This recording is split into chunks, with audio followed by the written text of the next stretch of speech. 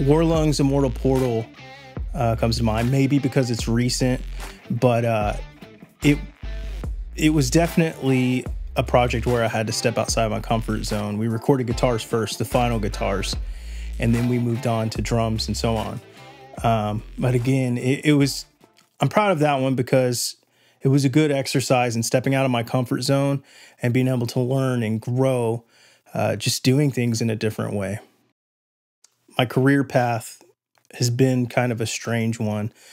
I started playing guitar when I was like 10 or 11 and started playing drums and pretty much all your typical instruments. And I was always kind of tinkering with the recording stuff, using your sound card and just doing whatever you could with whatever I could get my hands on. And anyway, I got heavy into playing in bands, and I had the opportunity to leave school to tour. So I jumped on it. My parents were cool and they let me do it. So I did that. And somewhere along the way, I got into contact with a guy who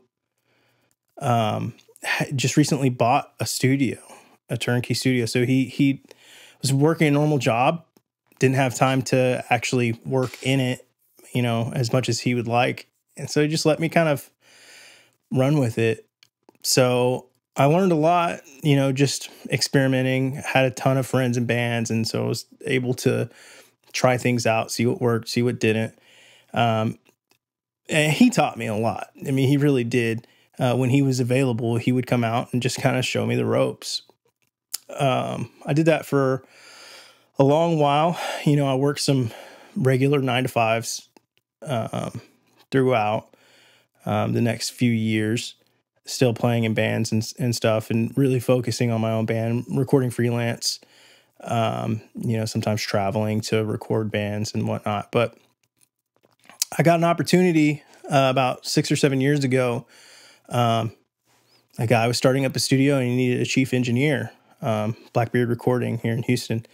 And I jumped on it. It was a good opportunity for me to be in the studio 24/7, and it really was 24/7.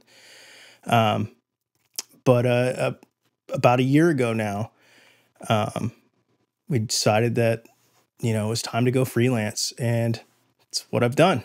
I've been freelance for the past year, and, it was a definite shift from working on, your typical studio sessions to more passion projects and things I really am into and believe in. But, I wouldn't change it for anything. And who knows, what the next few years will bring. But, that's kind of where I'm at.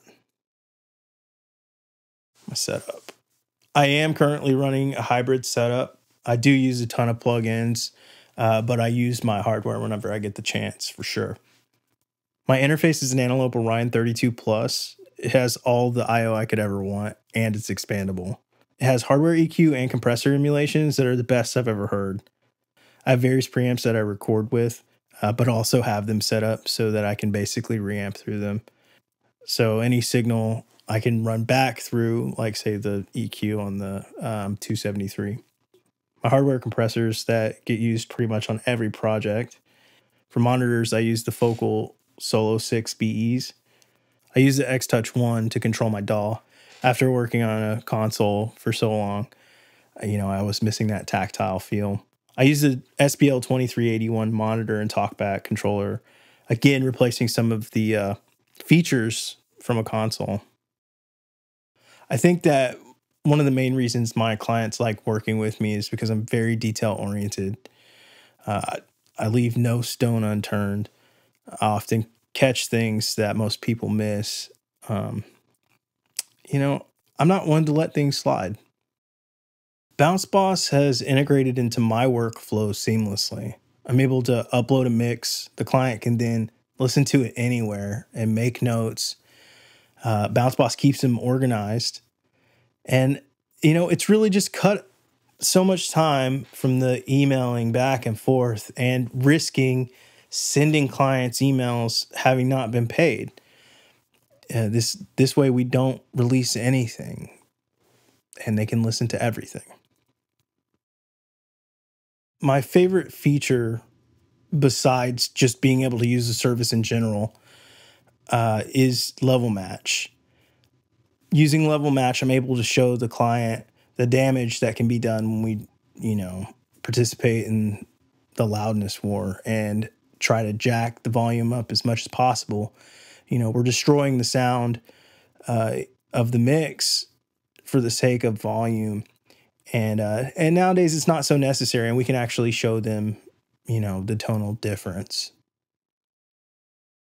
My music production tip would be to set up templates. Set up your buses, set up all your tracks, have all your plugins already ready to go. The plugins you're going to use. This can shave off so much time over the long haul. It's worth all the time put in to set it up properly.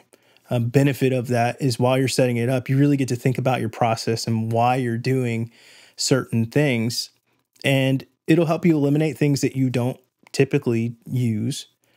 But overall, it's just shaving off time. You'll never get it back. And it's just wasted if you're, importing every single plugin that you're going to use every single time. That's one of the biggest things that I can suggest, is to set up templates for you and your workflow.